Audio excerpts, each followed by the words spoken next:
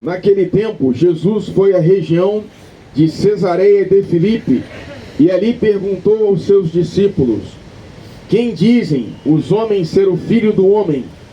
Eles responderam: alguns dizem que é João Batista, outros que é Elias, outros ainda que é Jeremias, ou algum dos profetas. Então Jesus lhes perguntou: e vós quem dizeis que eu sou? Simão Pedro respondeu: tu és o Messias, o Filho do Deus vivo. Respondendo, Jesus lhe disse: feliz és tu, Simão, filho de Jonas, porque não foi um ser humano que te revelou isso, mas o meu Pai que está no céu. Por isso eu te digo que tu és Pedro, e sobre esta pedra construirei a minha igreja, e o poder do inferno nunca poderá vencê-la. Eu te darei as chaves do reino dos céus. Tudo que tu ligares na terra será ligado nos céus. Tudo que tu desligares na terra será desligado nos céus. Palavra da salvação. Glória a vós, Senhor. Podemos sentar só um momentinho, queridos irmãos e irmãs. Hoje a Igreja Católica celebra a solenidade de São Pedro e São Paulo. É interessante que eles sejam apresentados para nós pela liturgia lado a lado. Hoje é também chamado o dia do Papa, mas o Papa não está sozinho, ele está com São Paulo. Vamos tentar entender o que Deus quer nos falar então nesse dia do Papa, da solenidade de São Pedro e São Paulo. Bem, vocês sabem que tudo começou na praia. Então estamos aqui na praia, cantamos: tu te abeiraste da praia a sorrir, pronunciaste meu nome, me olhaste nos olhos. E assim aconteceu. Havia esses dois irmãos, André e João, que eram discípulos de João Batista, o primo de Jesus. Então, Jesus, no início da sua vida pública, ele passou ali pelo mar da Galileia e São João Batista falou: eis o Cordeiro de Deus que tira o pecado do mundo. E eles foram, André e João: mestre, onde moras? Vinde e vede. E João depois escreve no seu evangelho já velhinho: eram 4 horas da tarde quando eu conheci Jesus. E aí os dois irmãos já comunicam essa alegria aos seus outros irmãos.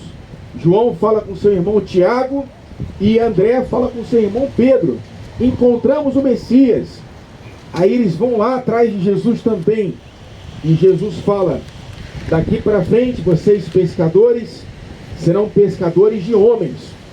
Então Pedro começa a seguir Jesus e um dia ele pescando, Jesus fala para ele: avança para águas mais profundas e joga a rede para a pesca. E Pedro fala: Senhor, eu já pesquei a noite inteira, não pesquei peixe nenhum, mas ouvindo a tua palavra eu vou jogar as redes. Aí ele avança para águas mais profundas, joga a rede e tem uma pesca milagrosa. E aí São Pedro, ele se agarra aos pés de Jesus e fala: afasta-te de mim que sou um pecador. Mas ele, que interessante, né? Ele segura em Jesus e fala: afasta-te de mim. Mas não quer se afastar. Ele apenas sente a sua própria miséria. E São Pedro, então, quando Jesus lhe pergunta: quem dizem os homens que eu sou? Ele declara: tu és o Cristo, o Filho do Deus vivo. Tu és o Messias. E Jesus fala: foi Deus que te revelou isso. E eu te declaro que tu és Pedro. É essa palavra que em aramaico é Kéfas, que significa pedra. E ele diz: sobre esta rocha eu construirei a minha igreja. Há muitas interpretações sobre essa rocha, sobre a qual Jesus constrói a sua igreja. Porque o próprio Pedro vai dizer mais adiante que a pedra angular, a pedra fundamental é Cristo. a pedra fundamental da igreja é o próprio Senhor. Então, o que Jesus está dizendo quando Ele nos fala para construir a nossa vida sobre a rocha? É certamente construir a vida em base a São Pedro? Não. Em base em Deus, tendo Deus como base. Mas, ao mesmo tempo, não há dúvidas. Nossos irmãos evangélicos vão interpretar de forma diferente, e por isso tem um sem número de igrejas cristãs evangélicas, porque eles perderam o ministério de Pedro, o vínculo da unidade, o sentido da pedra do dia do Papa, porque o Papa, ele cumpre justamente essa função de confirmar a fé dos seus irmãos e de ser o vínculo da unidade. Ele é sim uma pedra, porque ele declara a fé em Jesus Cristo. Tu és o Cristo, o Filho do Deus vivo. E ele é o guardião dessa fé. E é nesse sentido que Pedro é rocha, é pedra, porque ele guarda e confirma a fé dos seus irmãos. Mas não sem antes experimentar a sua própria dependência de Cristo. E São Pedro é aquele que tem a sua sogra curada, é aquele que vê Jesus curar o paralítico, libertar o endemoniado, dar a vista aos cegos, os surdos voltam a ouvir, os mudos voltam a falar. Jesus fala e vem caminhando sobre as águas. Ele diz para Pedro, vem, e Pedro vai, mas aí ele, no meio da caminhada, ele perde a fé e afunda. E Jesus, por que temeste, homem de pouca fé? Mostrando que a fé de Pedro, ela deve estar sempre muito unida a Cristo, assim como nós também. Mas São Pedro, no mesmo momento, Jesus fala, aquilo que tu ligares na terra, será ligado no céu. Que tu desligares na terra, será desligado no céu.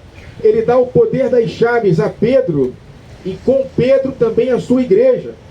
E é nesse sentido que a igreja vai celebrar a Eucaristia, unindo o céu e a terra, que a igreja vai perdoar os pecados, unindo também o céu e a terra. E é nesse sentido que nós buscamos a igreja e também fazemos parte da igreja. Mas São Pedro, ele ainda tinha que experimentar a sua própria humanidade. E Jesus fala para ele, porque São Pedro, ele imaginava que Jesus viesse libertar o povo de Israel do domínio do Império Romano.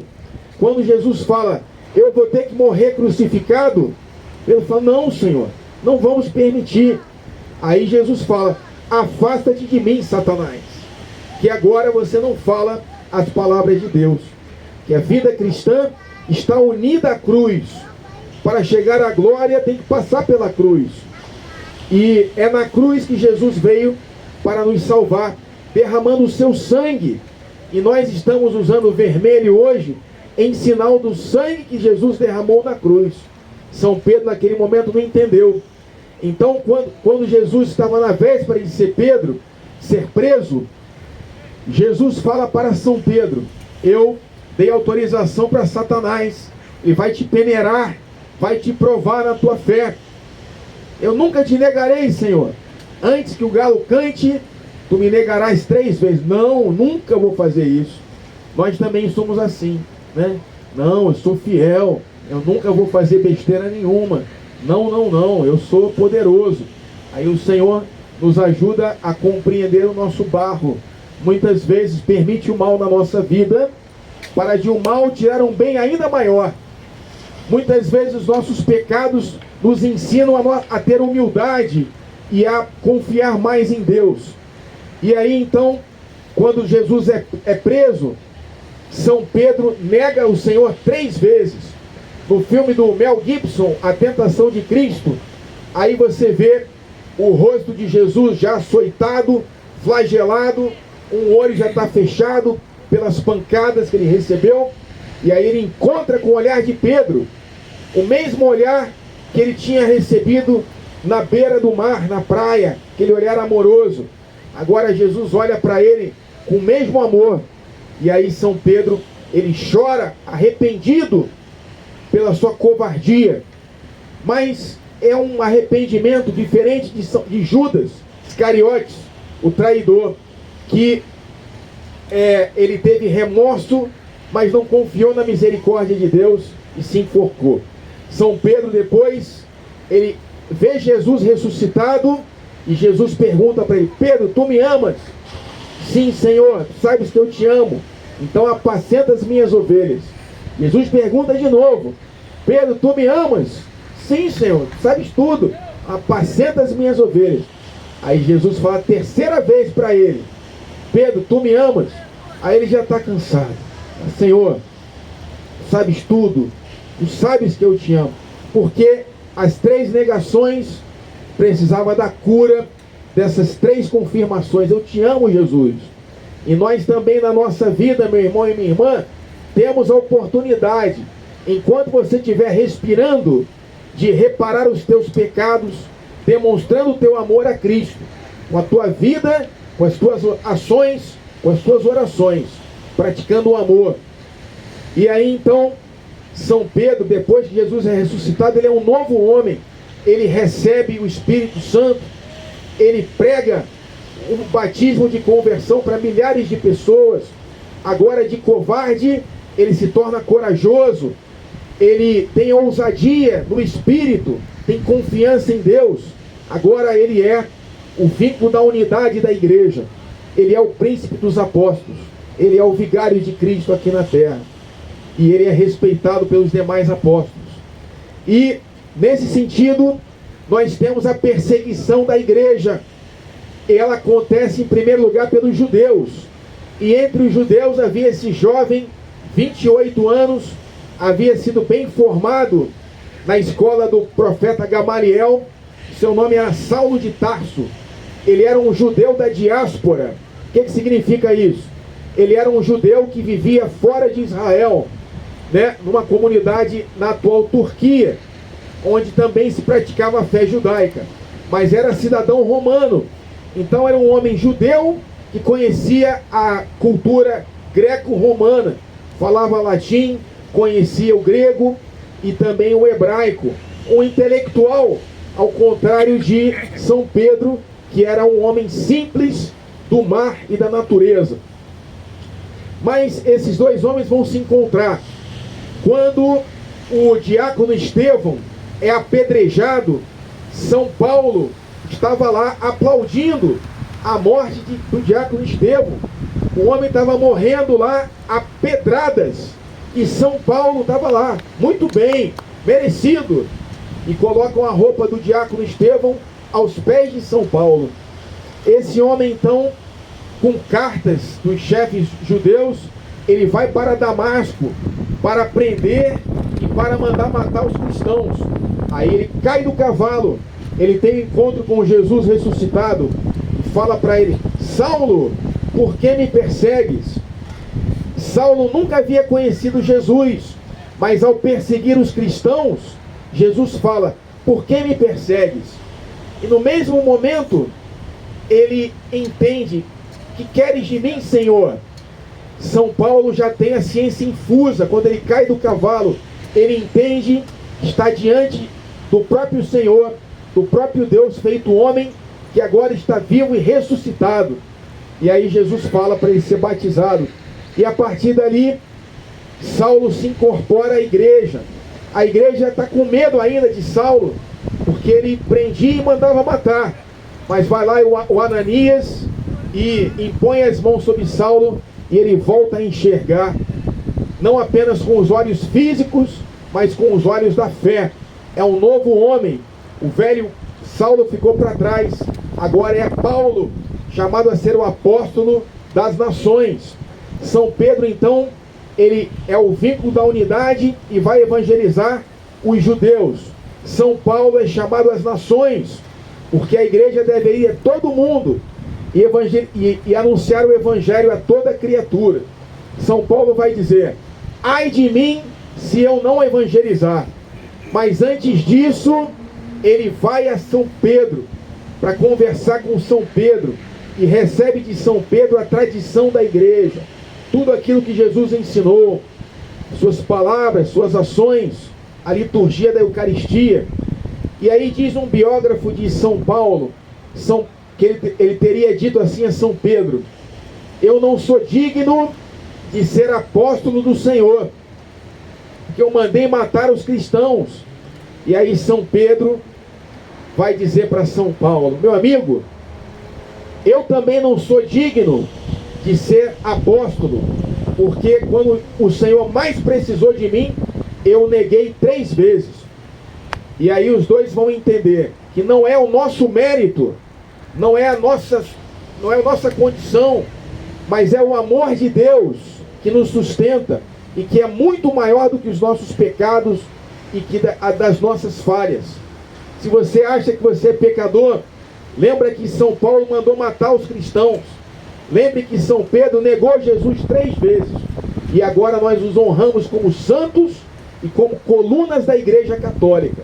Porque nós também, apesar das nossas fraquezas, podemos ser também santos. Podemos ser também inscritos nesse grupo que tem a coroa da vida eterna, que combate o bom combate e alcança a coroa da vida. Porque o que vale é a nossa fé sincera em Cristo Jesus. Porque o mérito é dele e não nosso. Então, esses 2 homens, no ano de 67 depois de Cristo, lá estão eles na cidade de Roma, a cidade eterna. E nós cristãos temos 3 peregrinações que a gente deve tentar fazer na nossa vida: ir a Roma para ver São Pedro e São Paulo, ir a Jerusalém, onde Jesus foi crucificado, e a peregrinação a São Tiago de Compostela, onde está enterrado São Tiago Maior, o irmão de João. São as 3 peregrinações tradicionais, porque lá no ano 67, o imperador Nero persegue os cristãos, e São Pedro vai a Roma, que Jesus deve ser crucificado mais uma vez. Diz a tradição que estava saindo de Roma, e Jesus fala: Pedro, covades, né? Aonde vais? Tem que ser crucificado mais uma vez. São Pedro então volta para Roma, cheio do amor de Deus, que ele sabe que ainda morrendo, ele está vivo, enquanto ele mantiver a sua fé. E aí então ele fala, lá onde tem a Praça de São Pedro, aonde tem lá o obelisco do Vaticano, ali era o circo de Nero, e segundo a tradição, ali foi crucificado São Pedro de cabeça para baixo. Os padres da igreja vão dizer: ubi Petrus, ibi ecclesia, onde está Pedro, aí está a igreja. Vão dizer também, isso é Santo Ambrósio.